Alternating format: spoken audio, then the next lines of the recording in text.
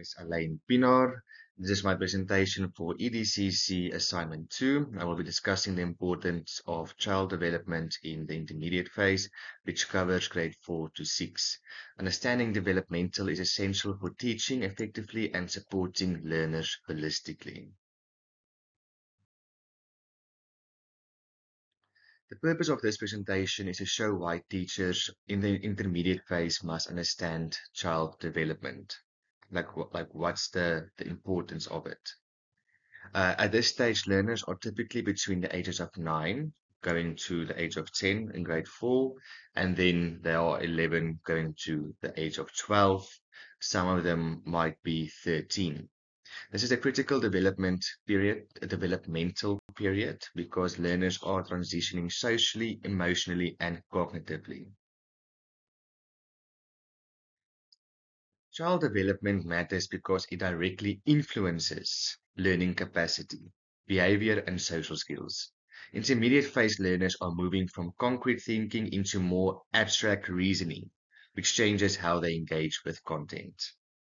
Theories like Piaget and Vygotsky remind us that uh, teaching should align with learners' developmental stages, but also by understanding these stages, teachers can be better at identifying learner barriers and ensure of learning barriers and ensure equity in the classroom or equality in the classroom.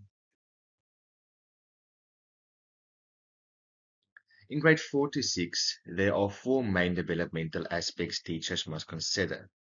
Physically, learners have greater stamina and continuous refining motor skills such as handwriting, um, going on to dressing themselves in the mornings, and sport coordination, for just some examples. Cognitively, they can handle more complex reasoning, problem solving, and memory tasks as they get older. Emotionally, they are becoming more independent, while self-esteem and peer approval start playing a larger role from grade 6 going on to grade 7. Socially, friendships and group identity become more important. Most likely, especially between girls, they argue and fight more, and status become more important to them in their own peer group or friendship groups. And learners benefit from cooperative or interactive activities like group work or group assignments. All these developmental aspects have a direct classroom implication.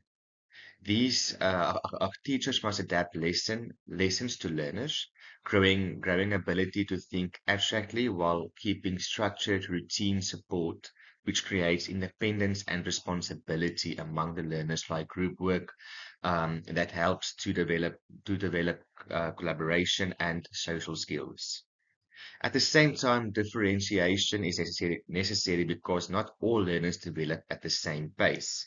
Most of the time, it's more visible from learners who enter the school at a very young age, which goes from 8 turning to 9 in grade 4, and they are a complete year behind. Or learners that has their birthday at a very late stage of the year. They find it a bit more difficult to have the ability to think abstractly and to also to keep the structured routine support to create more independence. And they also work at a much slower rate if it comes to copying from the board or to complete an assignment. These learners will typically go for concessions. One second. Okay, in terms of lesson design, scaffolding is very effective. Vygotsky explained that learners should build new knowledge based when supported at the right level. So at the age group, that's where learners build new knowledge, and that's why also we have the curriculum to transitionally expose them to more difficult content in the intermediate phase. Well, in any phase for that matter. Like intermediate phase learners also benefit from problem-based and project-based learning, which encourage critical thinking.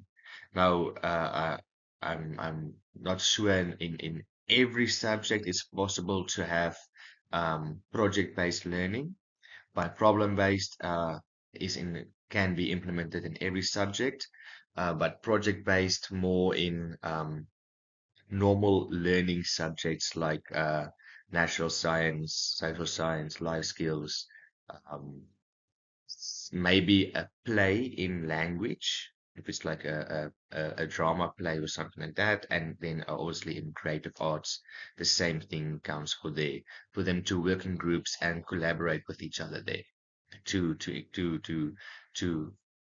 uh, bring out the critical thinking out of them and for them to actually challenge each other.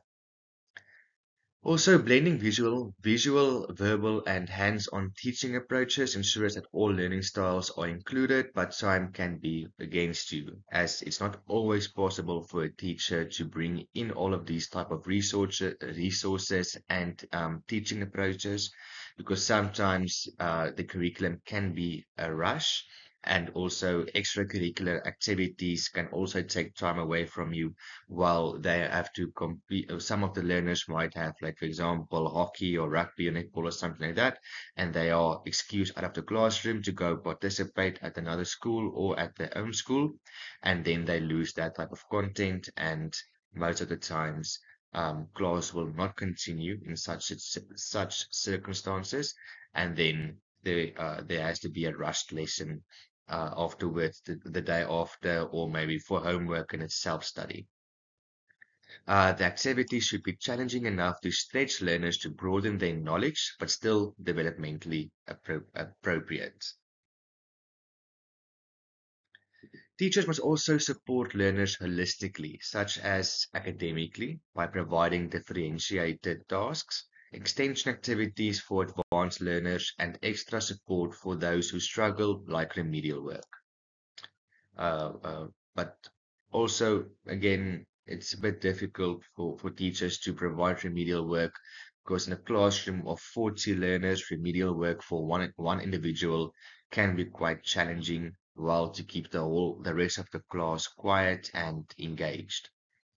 Emotionally, by recognizing the impact of peer pressure and helping learners build resilience and confidence. Behaviorally, by modeling positive conduct and setting clear expectations in your classroom and in your specific subject. Sandrock highlights that focusing on all three areas results in a well-rounded development. Some practical tips for intermediate phase teachers includes like establishing consistent rules and boundaries, allowing movement and interactive discussion to keep learners engaged at all times, and then using ongoing assessment to track progress and adapt lessons like class tests, projects, and exams in and then lastly, communicating with parents to strengthen learner support at home and at school by using WhatsApp groups or newsletters. Most of the time, for me, what I noticed is that you as a teacher can reach out to a parent, but at the end of the day, the effort must come from the parent reaching out to the teacher, because that's when you know you can really help and focus on uh, develop the learner as it should and be on par. Some practical examples, like in mathematics, group projects can be used to solve real life problems. In language, reading circles help learners improve comprehension and confidence, especially if you take time for them to read what they have, the pieces that they have for homework.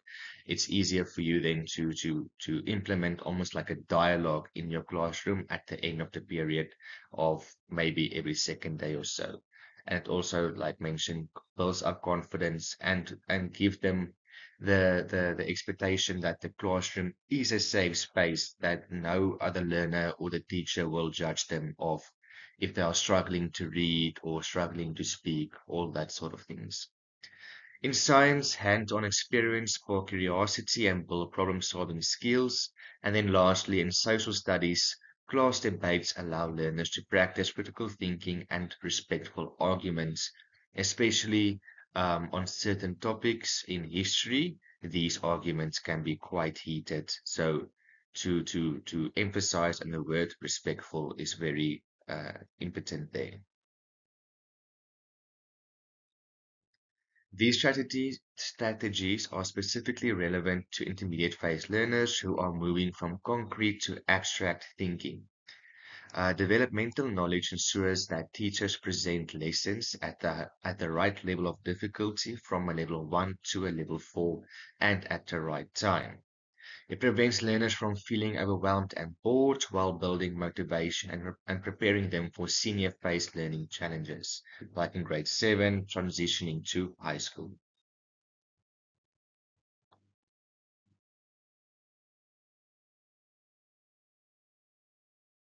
Mm, So, in conclusion, understanding child development is essential for teaching.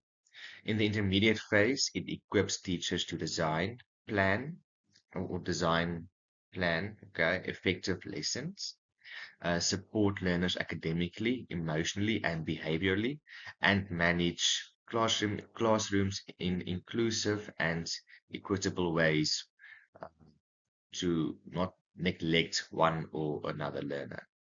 Also, this knowledge helps learners in grade 4 to 6 to thrive and develop into confident, capable individuals ready for grade 7 or even high school.